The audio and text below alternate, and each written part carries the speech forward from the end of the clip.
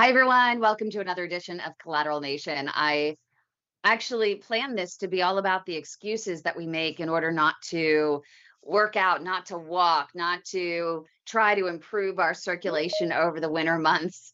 And both Kevin and I, right, Kevin, we were both a little under the weather the past couple of days. I have, I'm not shy about telling people I ended up with my very first kidney infection. Woohoo! Yeah, that's a whole bowl full of cherries. And I know a lot of our patients I talk to all the time, especially the women, have experienced that. When it rains, it pours sometimes. And it just is a reminder that we do need to hydrate, hydrate, hydrate, especially. You would think you could do it less over the winter, but you got to do it more. You got to hydrate. And I was not doing that over the course of travel. I'm going to blame you, Kevin, because I came to visit you. So I traveled and I went to see you and I wasn't hydrating. Yeah, So I airplanes can haven't be been feeling like working out. airplanes can be really bad for that. They just dry you out. They really do. And so I'm back on the horse, back on the treadmill this morning, a little slower than usual, but I'm getting there, having a little bit, those side effects from the antibiotics. If there's, I tell you, there's not a side effect that doesn't hit me. Tim, can I tell you a dehydration problem story? It will only take a minute. Sure. Okay, about 10, 12 years ago, I went to a training camp in Nevada in the desert. I was there 5 days in a triathlon training camp with a group of people, Wow. and it was in the desert. It was really, dry. And then I flew back home, and it was very, very cold weather. And when you're cold, you don't think to drink, just like you said. And then I went with a friend of mine, went off I was doing like a 5,000 yard swim, staying, Yeah. in decent shape. And I was in the water swimming, and I noticed that the pool was moving around. It was like moving from side to side, but the water wasn't spilling out. And so I realized I had vertigo. So I got out of the Oh, water. wow. The vertigo settled down. I then went over to a coffee shop where I like to work. I got on the computer. I had a completely crippling vertigo causing vomiting. They ended up putting me in an ambulance, taking me to Duke. And this is where things went sideways. I was You mean suffering they from. hadn't gone sideways already? That sounds No, no, very this sideways is for where me. things went really sideways. I arrived Wow. at Duke Emergency, which was packed to the gills with people. They put me on a gurney in a hallway. I mean, I'm busy vomiting. One of my kids came with me and was giving me water to drink. I knew it was dehydration. If I'd been at a triathlon, they would have given me a couple of bottles of fluids. I would have been on my way, but not in the hospital. If you're a 70-year-old guy and you have vertigo and you're vomiting, there's only two things they think about. They think about a stroke or a heart attack. It's like in their head. So they gave me a scan, um, two checks on my heart and all that kind of stuff. But they never, Yeah. I wanted some fluids. They wouldn't give me fluids. They said it's contraindicated for a stroke, which I didn't have. So I kept Oh, sipping no. water. The vomiting slowly receded. And after 6 hours, I checked myself out and went home. All I had was vertigo induced by dehydration. But in the hospital, because they're not used to 70, 75-year-old guys, I said I went on a training camp in the desert. I flew home. I was swimming 5,000 meters, and it doesn't compute because you're a 70, 75-year-old guy. Therefore, you're having a stroke or a heart attack. It's like this is the danger of what we call bonking out of context. And it was quite dangerous, actually, because the dehydration was really severe.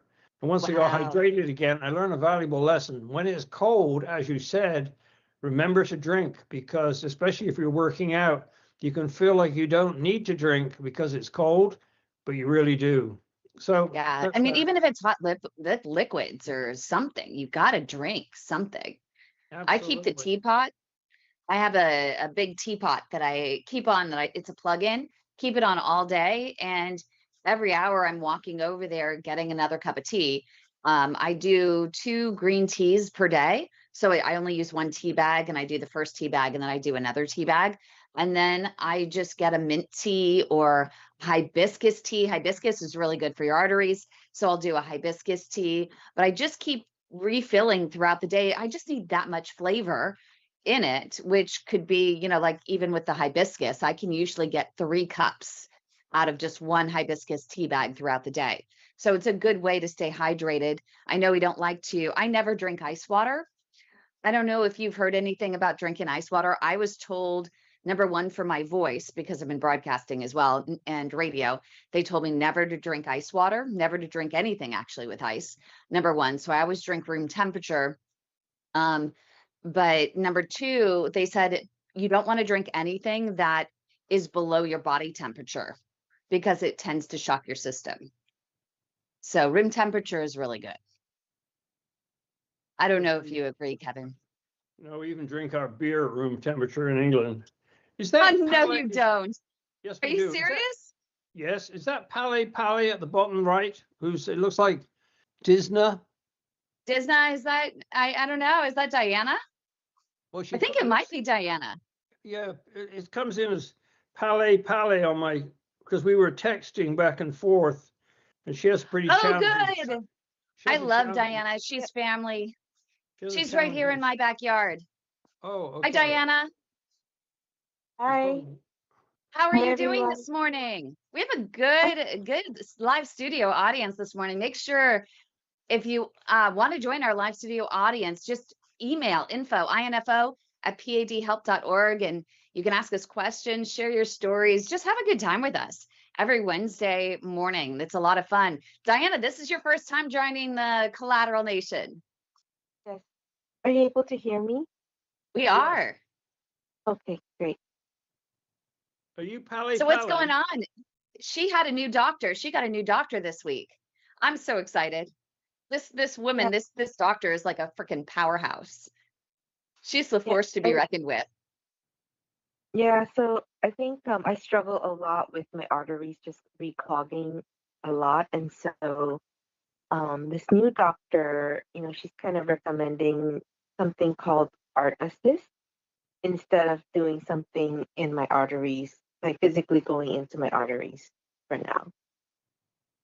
I'm just kind of looking forward to that. Yes. Kevin, have you heard of the Art Assist? I hear about it all the time. No, I never It's have. an arterial assist device. It's for home treatment of peripheral artery disease. Oh, yeah. It kind of acts like an internal pump. Yeah, right, exactly. It's a pneumatic compression device. But if you have blocked arteries, how's that going to help? I mean, you really need to grow collaterals. And if you're really challenged physically, growing collaterals is tough. Working out what you can do that triggers claudication to get those collaterals growing. I think, isn't that the challenge you have, Diana?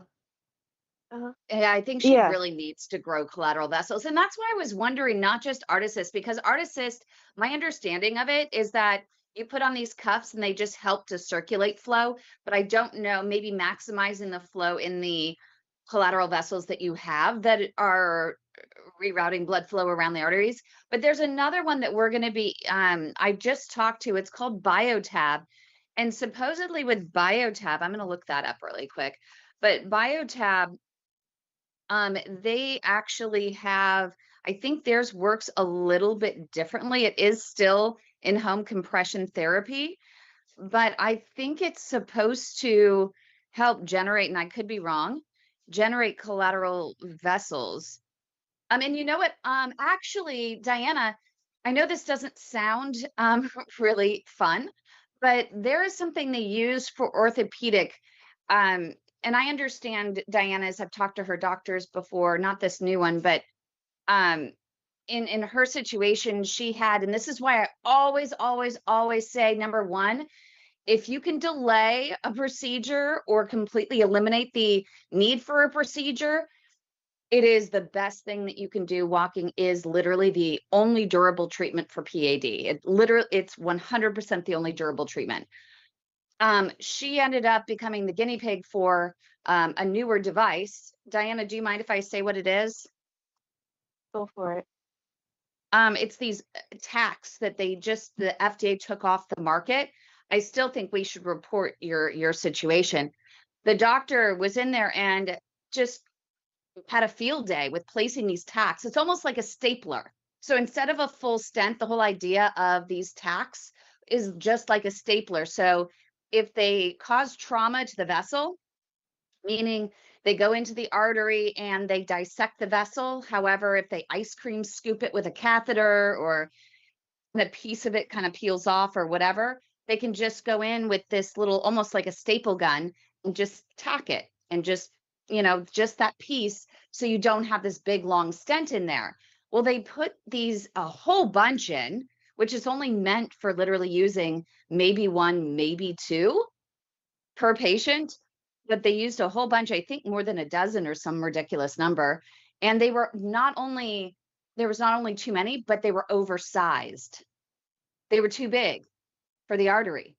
And so it's just this, she's constantly having this healing response and creating turbulent flow through that area. So no matter what anyone does in that area, it just keeps reclogging, and she's so young. So we really need to get her to grow collateral vessels. She's doing great on diet, and great on meds. But the next thing is we got to maximize exercise. But it would be worth checking into. There is a procedure they use in orthopedics. And Kevin, you're probably going to be able to explain this better than me, but somehow it generates sparks angiogenesis. They stimulate the bone. So they drill into the bone, and somehow you have like an external remote, and some sort of current goes through there into the bone, and it stimulates angiogenesis to grow collateral vessels. Yep, never heard of that. I need to read about it. Yeah, I'll have to get it for you. So they use it a lot, when you have people, I think, that have broken bones and they're piecing them back together and things like that. But there are several new companies that are popping up, including one out of Johns Hopkins that I'm an advisor for that has an adaptation to it. So I've been learning a little bit more about it.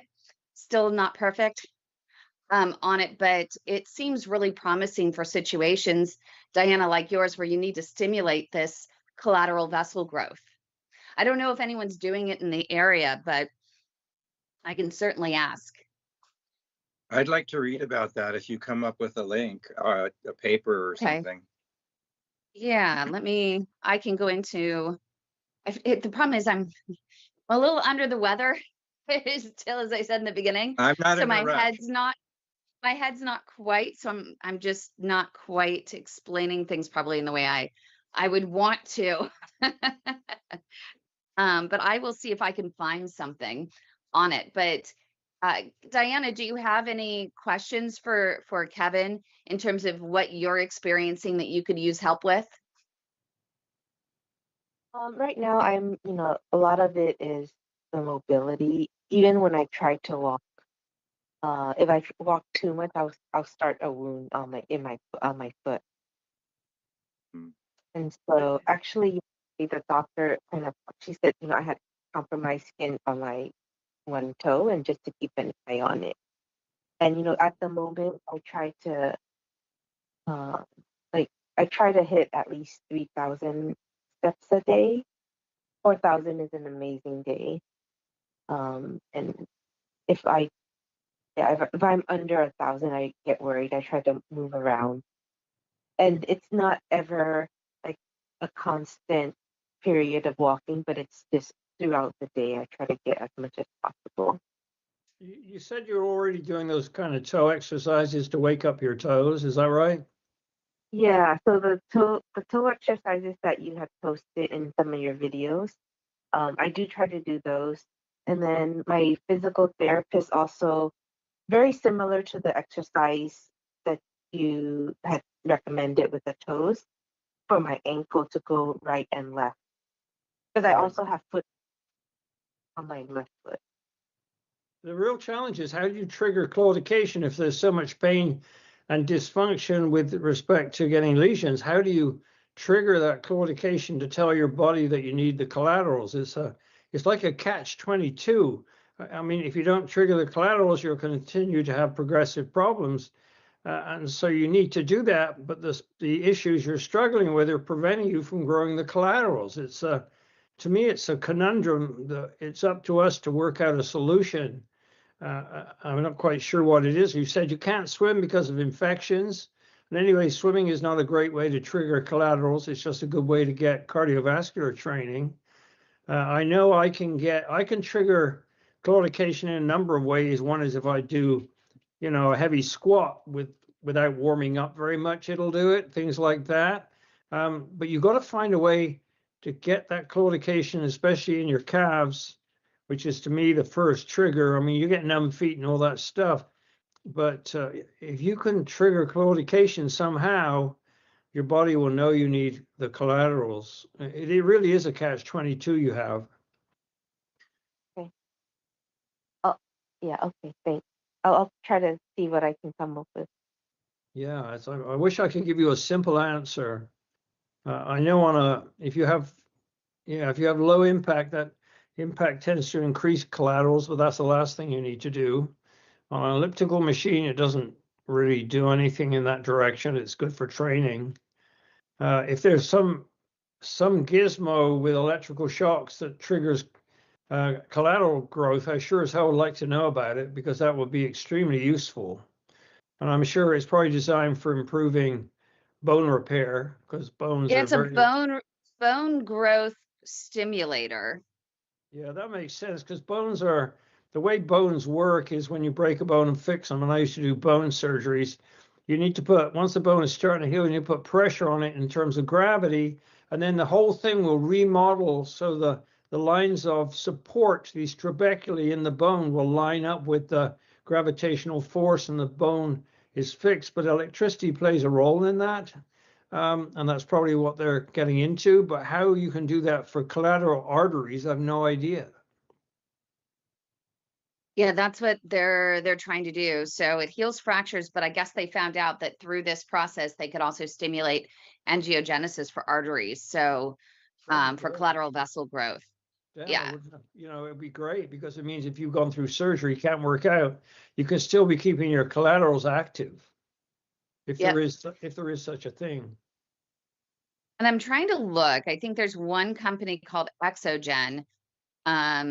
And I'm going to look up and see what the company that we're working with to get the actual name, but they're pretty awesome. They're looking at a more minimally invasive approach. The company is called Blue Healer, so there's nothing really out there yet on it.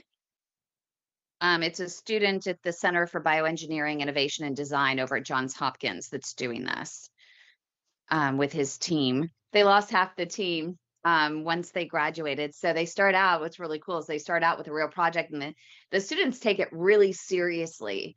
And it was so fun to watch them. I've been involved with them for the past couple of years and seeing how they evolve. And they're dedicated. They want to go for full FDA clearance, which is kind of fun.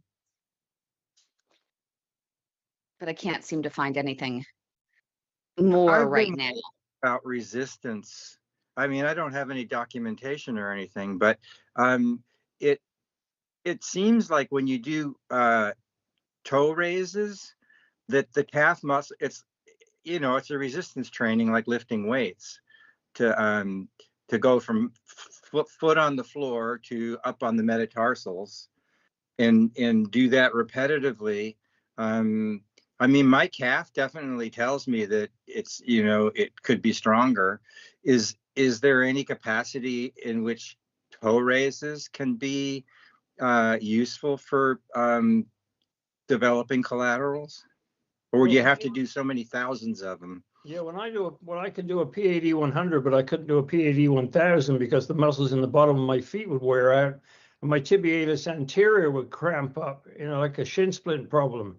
So Right. That's the limit. But I've never ever managed to induce claudication with the so-called P.A.D. 100. But it's a good line of thought. I'm going to think about that, because maybe you can do a foot flexion extension rather than a toe flexion extension, which focuses the effort mainly on the tibialis anterior and then on the soleus and gastroc. So I might look into that. And then if you put a mild load on it that doesn't aggravate Diane's lesions, are they on your toes, Diane? When you say on my toes, you mean like calf raises? You said you have some lesions in your feet that you can't heal Uh-huh. very well. Right, yeah, on my toes usually. Yeah, that's what I was thinking. So you could do that exercise with an ankle, and of course, sounds like your PT's already onto that. With an ankle flex extend, I'm going to try that and see if I can induce claudication that way. Maybe even by putting a little bit of load on my foot, which I'll work out something in the gym to do that. Yeah, I'll look into that because if I can find a way we can trigger claudication without walking, because if it's very painful, especially if there's neurogenic pain as well, I mean, it really is a catch-22. It's a pain in the ass. And so our job is to solve the problem. That's what we do, right? So, okay, Diana, I will think about that as best I can. Okay, thank you. Yeah, I would think the P.A.D 100 would be perfect for her before she gets out of bed. Is doing the P.A.D 100 and just even every hour doing, at least a bunch of them. Yeah, It would be something. I mean, they really helped Mike. She's already doing those, but she needs something that triggers claudication that isn't prevented by the pain of walking. And that's what we're wondering if we can find a way to do that. Anyway, I'm going to think about that. And Carl's obviously thinking about it. So the triggering claudication is the key because that Yeah. is what tells your body. And that's why there's so many people that say, well, I want to just do regular water walking and that's fine, but you use the water exercises more for cardiovascular versus, for stimulating the collateral network of vessels. So that's great. You can water walk, but it's not doing anything to build those collateral vessels that you need if you're not experiencing the claudication, correct? Right. I mean, the So walking is focusing most of the most of the effort in the core muscles, which is great, and maybe the upper thighs. But yeah, it does. If you're unweighted already because you're in the water, I mean, I love being in the water, but me too. having learned it, realize that swimming isn't doing anything for my my blockage. I mean, this is important information. So I wish water walking would do it. I'd get out there every day, 3 times a day. But it's good for a little bit of resistance training, right? But it isn't in your calf and in your Right. feet as much as you said it's up in the upper. Well, yeah. The thing about swimming is if you do distance swimming and you push it, you can have a really good cardiovascular workout. And we also need to grow collaterals in our heart. And having a strong heart also provides a better systolic drive for delivery Yeah. down through the collaterals. So if you can swim and generate a pretty solid cardiovascular response, that also helps in a kind of, you might call it a collateral way. Collateral nation. Like collateral damage.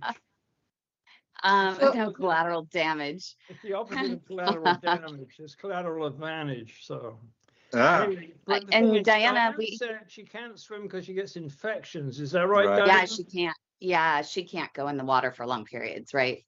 Man. Yeah. Breakdown. But Diana, we have a PT coming next week.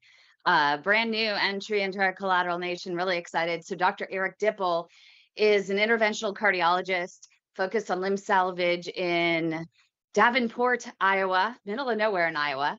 And his son, I was talking to him at a conference, and he said his son is a physical therapist. And so I would imagine having a physical therapist with a dad who treats advanced CLI every day, he might have a few ideas as well. So he's actually going to check out Kevin's book. Kevin sent it to him, and he's going to be coming on next week. So he might be able to provide an additional perspective. Maybe there's something that he does with his patients that we can all learn from.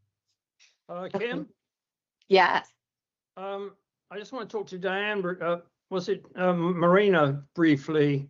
Oh, Marina, she started her supervised exercise therapy program. Yeah, but you were having trouble doing the foot movements while walking. Is that right? If I remember rightly, Marina? I think. I really have to think about it. It's not automatic yet. Yeah, no, you do it first. First few months, you have to think about it. Yeah. Yeah, You but might- I try, I try and do it. But if I can just ask a question, when I go, because I used to be a swimmer, but it causes me a lot of pain. But when I walk across the pool, I do get claudication pain. If you're walking on the Interesting. bottom, I'm you're walking on the walking, bottom. Yeah, it will do that. If you're walking on the bottom, it increases resistance and will trigger claudication. okay. That's for sure. Yeah, if it's triggering claudication, that is the key, right, Kevin? Yeah, but it will also strengthen your hips a lot, which is really good. I mean, I use the water mainly for swimming and water running for Mhm. my Ironman training, but yeah, no, walking in the water is pretty good if you have a pool that's the right depth. The only trouble is if you overdo it, you can hurt yourself because Right, yeah. the I resistance can't, is I considerable. get so much pain in one leg that I can't swim more than one lap. So I try and swim one lap and then walk one lap. Both are excruciating, but You're doing freestyle freestyle and breaststroke, yeah. and it gives you pain in your leg. Yeah, my right leg, my calf it's like it's always bruised. So just the water on it hurts it. Really? Yeah. So I do one lap and then I walk one lap, and so I get the claudication pain when I walk one lap, and I get the other pain when I swim one lap, and I leave crying, but I think it's probably a good thing. Why do you get pain in your leg when you're swimming freestyle? What are you doing to cause that? Have you tried a pool boy? Anything that touches my calf is usually pretty painful. So just the pressure of the water, I guess, is painful for me. You consider putting bubble wrap around your calf? No, actually, I When you're haven't. in the water? Yeah, yeah. I know people who've done that, who've cheated in races, and now they check your suit. People have put bubble wrap in their swim shorts and it increases their Oh. buoyancy, and they can swim faster because they're higher in the water. Oh, That's for interesting. Really? that's for non-wetsuit swim. No, people do it. People cheat. I don't know why they cheat. I have no idea. It makes no sense to me because it's a sport. What's the point of cheating in a sport? Makes no sense. Anyway, you might want bubble wrap might work, or some insulation around your calf because it's probably responding to the cold and it's causing the muscle to contract up. Well, one doctor told me it was just P.A.D. It was because of P.A.D. that I had this pain. That makes no sense at all. Yeah. Anyway, I'm quite used to saying that about what doctors say. Anyway, the thing is, the pain is in your calf, right? Yes. Okay, well, try insulating it from the water. I mean, bubble wrap seems like an easy solution, but I'm sure there are better ones. Yeah, I'll try that. But you don't want it compressing too much. You want it to stay on. Right. So, I mean, there are very loose, or you can use a short wetsuit. Do you have a wetsuit? No, I don't. No. You might want to try getting a shorty. Well, you don't want a shorty. You want it to come down over your calf. Wetsuits are expensive. That's the problem with them. I mean, I've got 2 or 3 of them, but that was when I had a job and was well paid. Yeah, I know Ironman is a rich white guy's sport, that's for sure. And half of them are dentists because they had a 4-day weekend. But anyway, yeah, try Oh my God. Are you insulating kidding? your calf. No, I'm not kidding. Try insulating your calf and see what that does, or play with it. See, you should not be getting pain in your calf because you're getting in the water, and you should, with a pool boy, be able to hammer your swim and get a good upper body workout. Yeah, pain in my calf is all the time, not just water, it's touching it, it's anything. Yeah, I think. Can I ask, is there a qualitative difference? Pain can have, I don't know how many, but let's say 7 varieties of pain, maybe probably more. Is it a different kind of pain than when you're standing and walking, when you go into the water? It's not claudication pain when I swim. It's like my calf is bruised all the time, and nothing, any pressure on it is very painful. So that sounds like what, if I was going to make up what I think you're saying, I would say it sounds like a deep bruising kind of ache. Yeah. But I don't want to characterize it because pain can be like electrical tingling, or it can be Right. burning or numbness, but it's a deep kind of ache. Yes. Is that and does that happen with water contact, like in the shower? Yes, it's anything that, anything that touches my Oh, calf yeah. in one, it's only in one leg. In the other leg, I have pain, but it's not as bad. It's not as, I can squeeze my calf, a little bit. On my right leg, I can't Is it touch down towards the bottom or is it up towards is it proximal or distal? It's from right below the knee all the way down to the Oh, ankle. all the way down. Okay. Yeah. Are you taking a statin? Yes. Stop. Oh, Get off really? the Well, damn statin. I would talk to your doctor about it Yeah, and ignore and what let he him know. says. And Which ignore one what are he you? says. Would it be Which one are just you one on? leg with a statin? Well, yeah, it Statins can are be. where they can What is produce, your? they can produce rhabdomyolysis wherever they want it. And it varies. Which one are you on? I'm looking right now because I don't know. Kim's worried that I'm going to say something that's illegal because I'm disagreeing with a doctor. So that's why she's trying to cut me off. I do not like statins. They are muscle toxins. And why you would be on a statin now, let's say your problem is due to arteriosclerosis. Well, that started being a problem 20 years ago. That's when you needed the statin if it was due to cholesterol. They will often give people cholesterol inhibiting drugs like statins, even when people's cholesterol is normal. They have an obsession with statins, but I've seen the lesions of statins in muscle. What dose are you on? I'm on atorvastatin. That's Yes, the one that causes the muscle ache. You might want to talk to them about. There's Okay. a different type, a PSK9 inhibitor, I think is what is called like Repatha. I haven't had Okay. anyone with side effects. So if they want you on a statin and you agree to being on a statin, then you might want to move towards a Repatha, because that one, the atorvastatin is the one I hear from most patients that they get some serious muscle cramps. And it would be Muscle with aches. just one leg? it can be anywhere. Oh, okay. Thank you. I will definitely ask because I've spoken to the doctor about, What and is the she dose? told me no, it What wouldn't is be the a dose? statin. Don't take no notice to anything they say. What is the dose? 40 How many milligrams. Pardon? 40. Yeah, that's pretty high. And I don't have high cholesterol. Well, then get Well, off you the don't damn, know get off the damn because statin. it's the not going to do quality. you any good. I strongly disagree with what your doctor is recommending.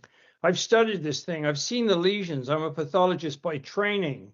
The best way to get your blood lipids in line is exercise. It works better than any drug. It can be complemented by a good diet, which Kim recommends in her book.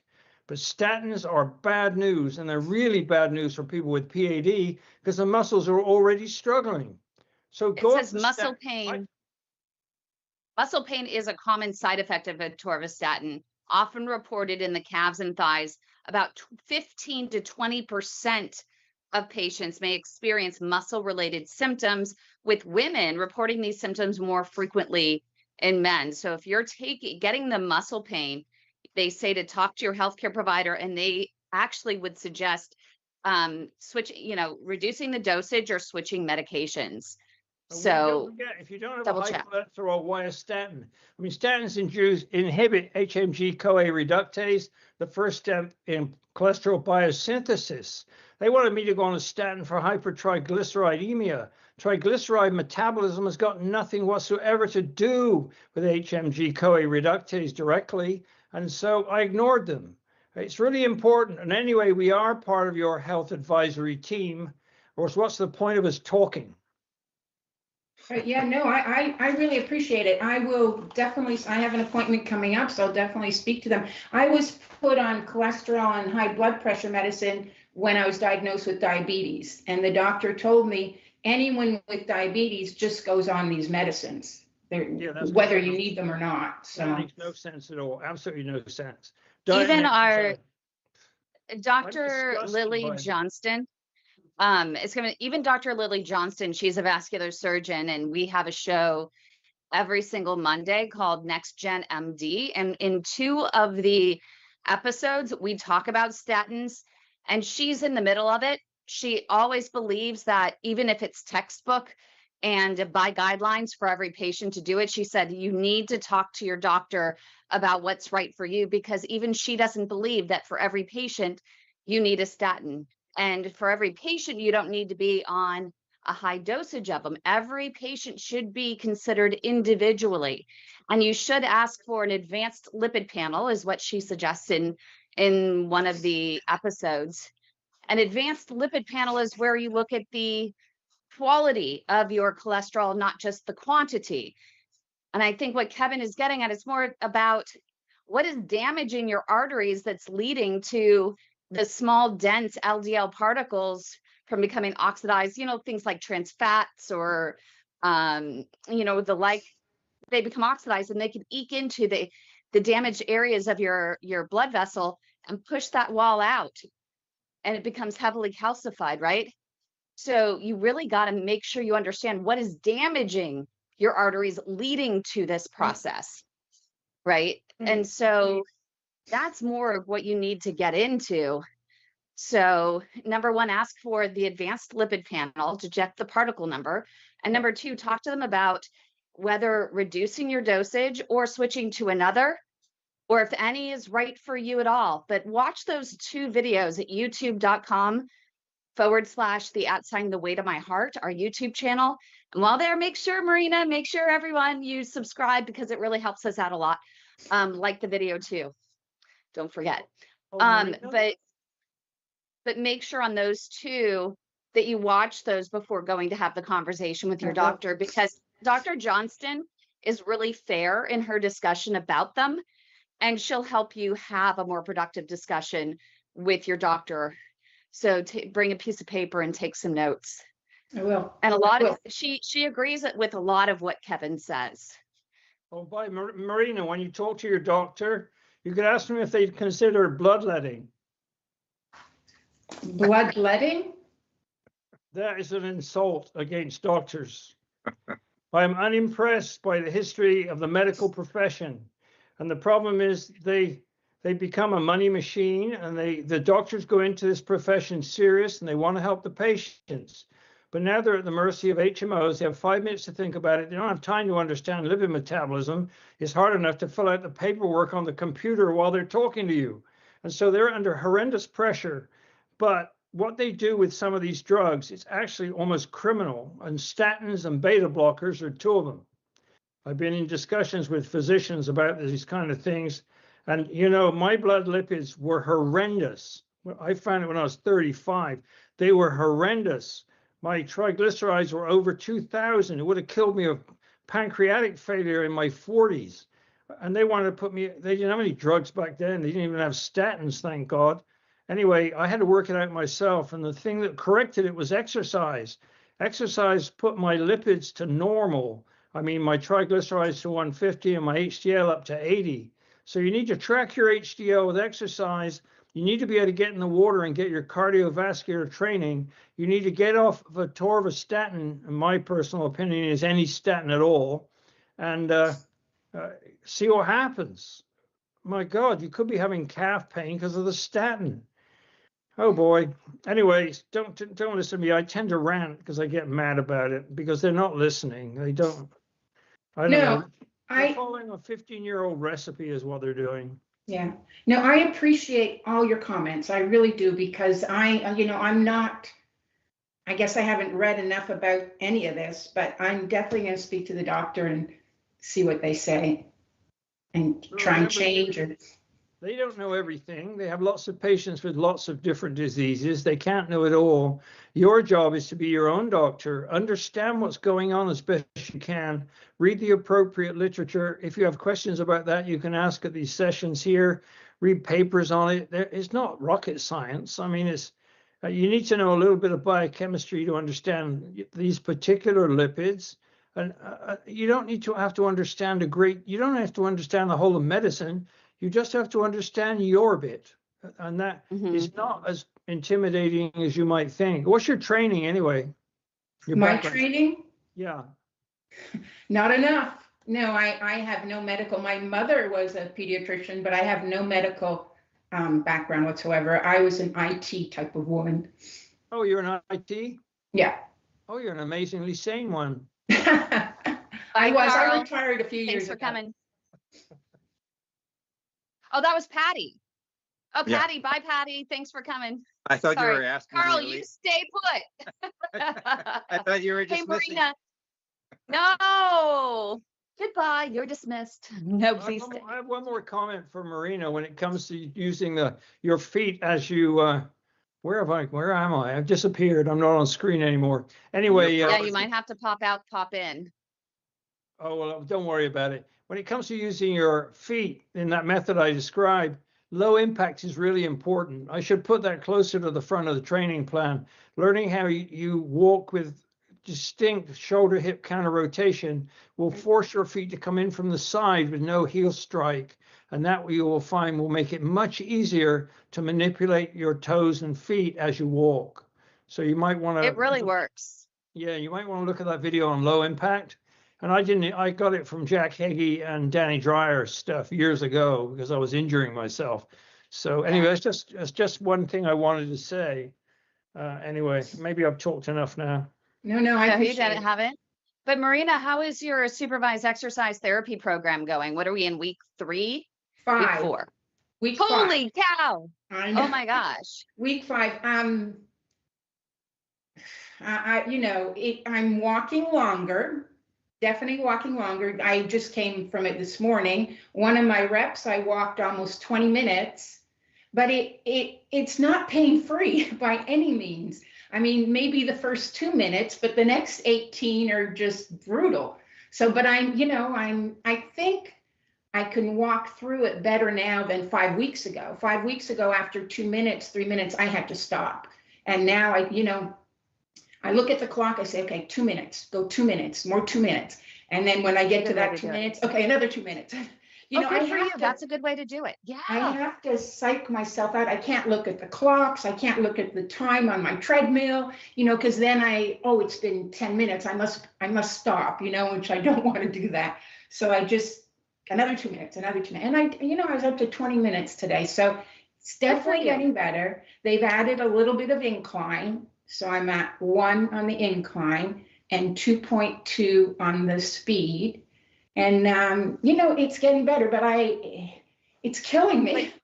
Right. But that's why I wonder is really go in and talk to your vascular surgeon and you can tell him, hey, you sent me to Kim and Kim is asking if the atorvastatin might be continuing because I'm doing the supervised exercise therapy program and I'm going longer, but my muscles just ache. And I'm wondering if we need to reduce that, or is there another one like is it PCSK9 inhibitor like Repatha might be a better option with fewer side effects? Because I'm really trying here. So can you meet me halfway and see if something different might have a better impact on me so we can maximize the supervised exercise therapy so that, so hopefully I'm walking longer, I'm walking more, I'm even walking at an incline. And I really want to have it work. And if the medication is hindering the effectiveness of the program, then we got to look at that and see if we can create the change.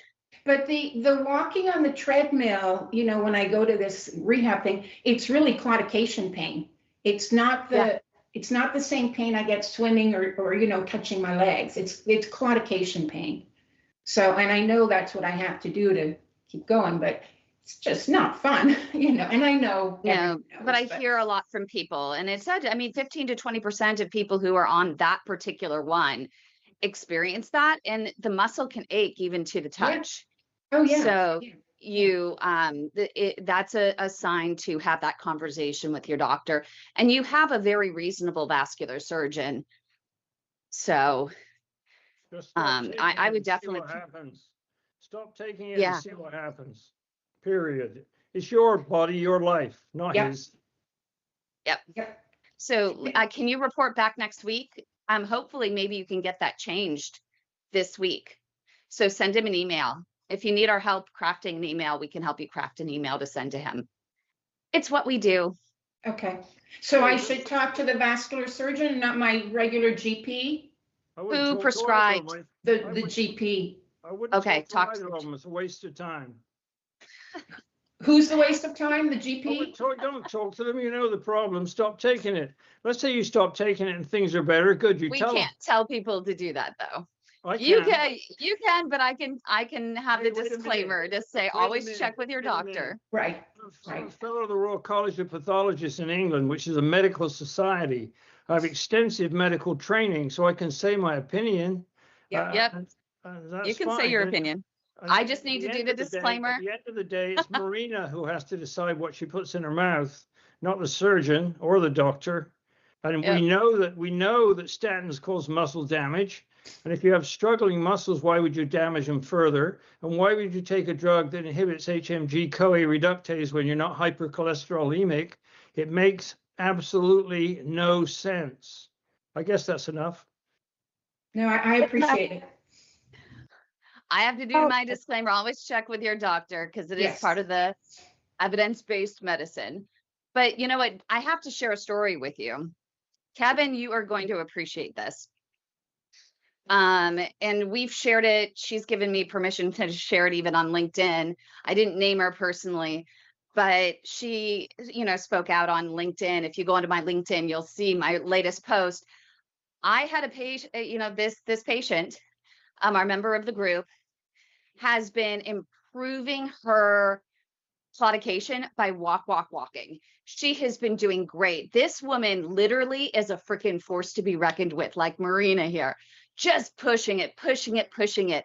And she went to get her ABI done in May, and it was like 0.97 or something. She was like, this is amazing. Walking is working. And the doctor said, well, you don't have to come back for a year. But she said, you know what? I still like to do it every 6 months because, P.A.D can turn very quickly. And it's also motivating for me to continue to see these numbers and see that they're maintained and see, if they're even improved through all of my walking. So she's walking even more, has walked even more. Her foot's been feeling even warmer than it did before. She goes in to do the ABI. And this is actually at a new hospital now owned by West Virginia University. And I don't care saying it, in Camden. It's Camden Hospital, I think it is. And she goes in, and the technologist says, you don't have to take off your pants because, this member said, well, don't I need to get undressed first? She says, oh, no. It'll come out the same. It won't make a difference in wearing jeans. Oh my God, that's a huge I- mistake for pressure Okay. cuff. That's insane. With the pressure cuffs That makes through no the sense. jeans. And That makes- it's not explicitly stated by the IAC in terms of protocols, but it says the best, experience, the best results are with bare skin. And so all of these vascular surgeons came onto this post, and even the two top technologists, we've had Jill Somerset on before. Jill Somerset, she's a world-renowned technologist. She developed the pedal acceleration time, which is a new form, which I think could become standard, and I think should become standard for testing for P.A.D patients. The TBI, the toe brachial index, and P.A.T, pedal acceleration time. And patients should ask for that to drive adoption. But just my opinion. But her response was, good Lord. And these vascular surgeons were like, no way. And they say that ABIs are wrong so much of the time when it comes to diabetes and chronic kidney disease patients anyway. Adding genes to the mix, they were just like, oh my gosh, this is just not cool. And we just found out today that the technologist was not doing as protocol, because West Virginia University is a fantastic university and medical center. I mean, top people. So they stood behind when they heard about this, and they actually were like, no, that's not acceptable. So that was really good to hear. So they stood behind this patient that it wasn't right, and they were appreciative that she came forward and said, hey, this doesn't feel right. It's a really good lesson for everyone. If you feel like something's not right, say something. Say something. Give the hospital a chance to do something about it. It may not be right. And so this patient, her numbers went from 0.97 to a 0.7 something. And it was disconcerting that it was demotivational to see numbers despite your push. Right, Douglas? Douglas is nodding. Douglas is in our live studio audience. And Marina, you've been working really hard. Carl, you've been working hard. I mean, if you're working this hard, you go back in for your ABI and you end up with a lower number despite all your effort. Are you going to want to start smoking again? Eat the candy bars, do whatever you want, sit in bed and watch the Hallmark Channel over the holidays? Right. What is a good ABI, Kim? What? One or above. But you don't want to go over 1.4 because then your vessels, it shows that you're really non-compressible. Rock hard calcium, right, Kevin? Yeah. Okay, so I've got a ways to go. Yeah, around about 1 is good. I had to step just a minute. Hi, Douglas. In between crying with me yesterday, she goes, "Why am I doing all this work if I'm going nowhere? Why am I know for a fact she's walking every day. I know she's eating right. She's doing all that stuff. Yep. But her statement to me yesterday was, why am I doing all of this? Yeah. Why? Exactly. And, you know, it's hard enough if it's done, you know, kind of on it, you know, on its own, that maybe you're a clotter and maybe despite all your efforts that you continue to clot. And that ends up kind of in a sense, hindering your ability to improve through walking. I mean, that's one thing. But to have a situation where you're really working hard and then you're trying to be the best partner in your care, but your healthcare team is not rising to the occasion to meet you with that extra effort. And it's not even what really gets me is she first asked, she's like, was it laziness on the technologist part? And I was like, laziness? I mean, you're the one doing the effort. You're the one who has to work to take off your pants and take off your socks and take off your shoes. Like, you're the one who's doing the work. So I don't know if I would call it laziness. I might just simply, maybe she was behind and she just wanted to rush and didn't want to wait for her to take it off. No, Kim is ignorance. And see, that's what I'm thinking. It's more she just didn't know. Lack of education measurement is all it is. It's just ignorance. She doesn't know, doesn't understand the test she's applying. It makes, I've had to correct a number of physicians or physicians' assistants or whatever and tell them, no, I've got to take my sweater off. You'll get the wrong reading. Even though I don't really care about the reading, because at the time I'd read it every day anyway, because one reading doesn't mean a damn thing. And so, yeah, no, you have to tell them. But generally, they come in, you're a patient, you're there 5 minutes, they take one measurement, which doesn't mean a damn thing, and then that's all they've got. And really, you need to track it. You've got to track your blood pressure regularly. Definitely nothing between the cuff and your skin, for heaven's sake. I mean, but here's a thought too, Kevin. If that's what she's been doing, how many patients before this one have been given the wrong readings, which could affect procedures, outcomes, if she's been doing this wrong the whole time? all of them, everyone. But it's up to us to mention it. So it really is important, as Kim says, to speak up. But sometimes when you speak up, they get mad at you. I've had that with especially cardiologists who are often very arrogant. They get mad at you when you disagree with them. They're kind of insecure or something. Whereas physician, like nursing practitioners are often not like that. If you get the next layer down, they'll listen. You go to the top, they're often fragile egos or too busy. I mean, it's one or the other. And so speaking up is important. And having something between your cuff and the skin, I mean, even me as a veterinarian knows that. Yeah. And she said the technologist got really upset with her and defended it. And she said even when she talked to a vascular surgeon afterwards, they didn't really defend it, but they didn't speak out against it. And I like those. I understand protecting your people and giving them, but don't call the patient until you talk to the technologist to find out what happened, or the clinician or whatever, that find out what their side is, then call the patient so you're not brushing them off, right? So you have more information so that when you call the patient, that it's, I think, most important to make sure the patient, it understands kind of what happened and feels, heard, and not just dismissed. And she felt so dismissed at first. This isn't a medical problem, it's a social problem. Many of the problems in medicine today are social problems.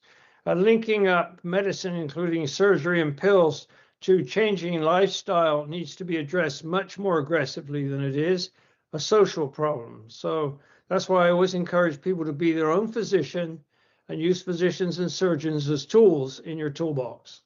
So it's a good thing. Yep. Oh boy. Anyway, bloodletting's gone out now, I think. So funny. So back to our original, this whole thing has actually been about excuses that we use to not work out. I mean, even an ABI test that comes out lower than you expected after you've been pushing, I mean, that's an excuse, right? To not want to push it anymore. It's a valid excuse, right? It's a real feeling. We're all human, and we need that motivation. We need that affirmation that what we're doing is working. But what are some of the other excuses that we use during the winter to say, I'm not going to work out? Kevin, what are you doing? You have a cold. Don't work out when you have a cold. Don't work out when you're sick. You don't want to take the energy away from your immune system that's fighting back, and you don't want to slow the recovery. You want to get around and maybe keep moving. You got to keep moving, but don't work out if you're sick. And if you're Can not, you do the pad? Can you do the pad 100 or the yoga toes? I'm not doing anything. I'm getting over this cold. I mean, that's But the you got to answer. get up and move. You can't just sit in the chair all day or sleep all day. Move around, keep moving. Don't lie still for too long. But the P.A.D. 100 is quite, actually, to do 100 is pretty tough. No, just forget working out, get better, and then get back on with your training. But we all better sooner rather than later. Yeah, sooner rather than later. Exactly right. But it's it takes discipline to work out, and so yeah, it does. So then you have to have some way to get that discipline, and people, it's either carrot or stick, right? You have to say, well, I want to work out so I'll be fit and be able to see my grandchildren grow up, or you can say, well, I don't want to get sick and suffer a terrible old age, So there's two ways of looking at it, and maybe apply both of them. But so the trouble is, some people, and quite a lot of people actually, they don't enjoy exercise. I mean, I'm very fortunate. I've always enjoyed exercise. So how do you get someone to do it who doesn't enjoy exercise? I mean, I don't know if you want me to listen to rock music. I hate it. You have to pay me a lot of money to do it, but I wouldn't want to. And I think it's like that for them, So we shouldn't be judgmental of them, but we somehow have to encourage people to understand the benefits. Gotcha. What about Douglas? Douglas, what do you have to say? Douglas is always moving. He's actually been in the live studio audience here. And again, make sure if you want to join the live studio audience, info@padhelp.org. Just go ahead and email us. You can also participate on YouTube and then just write in comments and share your insights, ask questions. But Douglas has been moving around and moving around and moving around this entire show. I had to turn Ozzy Osbourne off. Sorry, Kevin. Ozzy off. But I have a question for you about. Yep. I live in Southeast Texas. It never gets. Every now and then it gets 30 degrees. Every now and then. But what about those that are walking when it's really cold? And how much does what you wear affect your walking ability and how you? I hope that makes sense, because I know people like the young lady we were talking about. It was like 22 degrees. She says it's cold. I have to bundle up to get out and walk. So how much does that affect outcomes depending on where you are and what you wear? I hope I'm making sense. Yeah, it made total sense. You're talking about temperature training, heat or cold. There's two answers to that, I guess. One is the clothing, and if it's cold, you should wear layers. You'll feel cold when you get out there, you get moving, you start warming up, take off a layer. So you can use layers and then you start, towards the end, you start to get colder, and then you need to put those layers back on because you sweat and get chilled. And when it comes to the heat, hydration, electrolytes, and heat training. I mean, when I've got a race lined up that's very hot, like I had to do a race in Lubbock, Texas, where, in fact, in that race, they said they reserved the right to shorten the course if the temperature was over 111. Well, that's pretty damn hot. And so what I did preparing for that race is I trained at the hottest part of the day, and your body will adapt to the heat as it does adapt to the cold. So I guess with the cold, we don't often have the chance. I'm not going to work out in a refrigerator, but I would say layers. And then when it comes to heat training and good hydration and electrolytes. That's my advice. Does that help, Doug? Yeah, and it's like when I go out we have a couple people that do like walking on trails and stuff. It's hard to take off clothes and leave clothes and then have to go back. So no, I just tie them around my waist. Yeah. Wear things that you can take off and tie. There really is. There's great clothing nowadays. Some of the products are impressive. Some of those, I guess, came from the space program. But yeah, that's the trick with that. Anyway, I think Marina looks a little happier than she did a few weeks ago, I think. It depends on the day. Okay. But you just got back from exercise, so you can't help but get those, the endorphins. They make you happy. Yeah. I'm looking forward to seeing what happens with that statin. I also would like to work out how we can solve Diana's problem, because it really is difficult. Yeah, it's so difficult. When you have the wounds and, things like that, that's really, really hard. And hopefully we can have the conversation with Kyle. Maybe Diana, just send, Kevin a short blip of exactly what you're experiencing and what your issues are. And we can also bring them up when we have the PT on next week and see if he has some different ideas. Yeah, and also Kevin may come up with something between now and then as well. I have no doubt he's going to work on this. If Diana is P.A.D, then we've already had a conversation. Yep, it is. It was like a Burmese name, right? Except it's Myanmar now, right? It's Myanmar, yeah. Going back to the statins, I just have one quick question. So the doctor put me on atorvastatin because I had a stroke during my bypass. And so I'm still on it. Is that recommended, not recommended? Is there an alternative? Well, that's what you might want to talk to your doctor about, switching to something else like Repatha, especially in your situation. You see how Kim Kim cut me off so I couldn't say anything? Because I know what you're going to say. But I know Diana's case, and she's in a very serious situation. Absolutely. So it's very serious. I don't think a statin is going to help her. Anyway, I've said my piece. But Diana, it would be worth, saying, to the doctor, hey, is it worth trying something different? What's your cholesterol and HDL levels is the question to ask. What's my what? Cholesterol and HDL levels. Cholesterol levels are good. I don't have it on the top of my head, but what are HDL levels? HDL is high density lipoprotein. And you need to have that high as you can, because it's responsible for reverse cholesterol transport and will pull, some of this junk out of the artery walls. So getting that up is important, but you can only do that with exercise. I don't know. I don't think the drugs help too much with that, but I'm not sure about that, because I avoid drugs at all costs. I mean, I work for the pharmaceutical industry for 17 years, and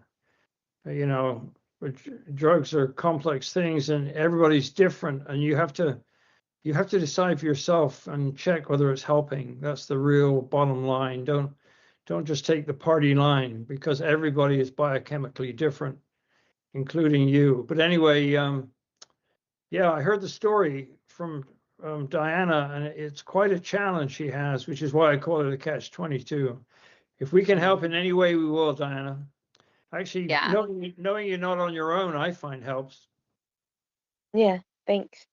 Thank you so much. And Diana, how are you doing on the diet? Did he change anything? She's working with Dr. Michael Danzinger. He's our chief medical officer on diabetes reversal as well, and just to maintain and stabilize. Yeah, actually, with Dr. Danzinger, he helped me really well earlier this year. And then when I stopped meeting with him, I think I kind of fell off the boat. And so we're just trying to document everything I'm eating, and just do that. I think that exercise itself is kind of helpful in, holding myself accountable as well, as in, because I'm kind of reporting it back to him or posting what I'm eating. Yeah. I just don't want to post like the breads and things like that. You don't want to, but you have to, because it's the only way that they can help you and figure out, okay, well, she's still having these cravings. How can we fix that craving? How can we satisfy that craving and create a switch for you? And I think that that's really important. So the honesty is really key. But what's great is that, Marina shows up every week. Douglas shows up every week. Carl shows up. Wanda shows up. Kevin's always here. We even have usually Mike that's here, and we have quite a few others that are always, here. And it's just the accountability, right? To be able to say, hey, I have people that actually care aside from me about what I'm doing, and they care about my welfare. So when I'm not at the doctor, which you don't see your doctor all the time, you can't see your doctor every single week. So having this, really core group of people, and Kevin being an expert in exercise, I think that it's really just helpful, whether you say anything or not, whether you're improving or not. It doesn't matter. It's showing up each and every day. And Douglas will tell you on Mondays, when we have our smoking cessation group, we have people there that haven't quit yet. They've drastically reduced the number of cigarettes, but they're there every single week. They're there, they're showing up, they want to quit, they're working on it. Some people can quit cold turkey, some people can't. It just depends on what your experience is, what your journey is. There is no judgment. It's just showing up. And even if you're not working with Dr. Danzinger personally, every single Monday, he is here, he is live, he is answering questions from 3 to 3:30 Eastern time for 30 full minutes. Whoever wants to ask a question can ask questions. And we get in, 10 to 12 questions every single show. So sometimes even more. I think we've gotten as many as 23 in one show. I think that was a record. But we get a lot of questions in. So that's a great opportunity for accountability. And in the chat, if you join our live studio audience, you can put the information in chat, and it's not going live to YouTube. So again, joining our live studio audience, just emailing info@padhelp.org, you can join our live studio audience and be able to ask questions. But you can also go on our YouTube channel, subscribe to the channel, and join the discussion on there as well. And our amazing YouTube producer, Josh, is always there to gather your questions and your comments to share with Dr. Danzinger, and even today with Kevin as well. So if you're on YouTube, always make sure to engage, whether it's in the live studio audience or on YouTube. And don't forget to follow him at youtube.com/the@fitolddog. And go to his website to sign up for his newsletter, Inspirational selfhelpbooks.com. And that is an incredible newsletter. But also on his YouTube channel, he has fabulous how-to videos for yoga toes, the P.A.D 100 that we talk about, low impact walking that he mentioned to Marina earlier today on this show. So make sure you sign up there, and don't forget to join us every single week. Next week, we have Kyle Dipple, who is a physical therapist. He's going to join us in the conversation. So bring more questions to us live. So thanks everyone for joining us. Thank you, Kevin. I know you're under the weather today, but We appreciate you always showing up and being here for all of us and helping us to live a better quality of life. My pleasure.